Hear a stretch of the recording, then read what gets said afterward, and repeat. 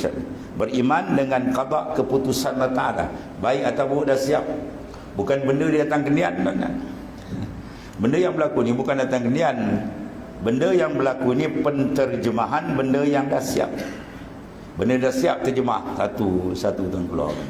Barulah insan tu nampak cerah kebesaran, keagungan Allah Ta'ala, dan dia akan nampak keterikatan dia dengan Tuhan, dan dia sedar bahawa dia hamba, dia sedar bahawa dia menumpang di muka bumi Tuhan, dan dia sedar betapa wajib dia tunduk dan patuh kepada Allah.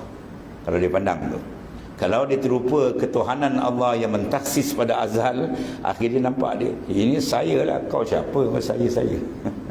Ya, malaikat maut terik kan terjongkang tu kan. Ya, kena sebut pisang tak sempat dia cabut nyawa.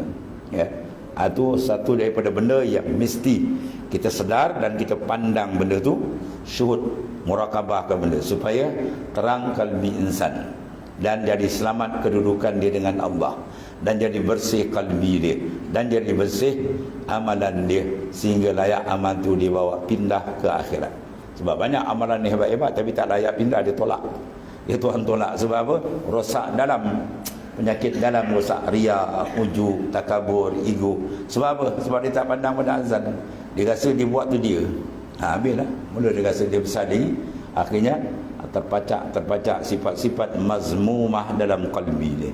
Maka menyebabkan dia makin jauh dengan Allah Ta'ala.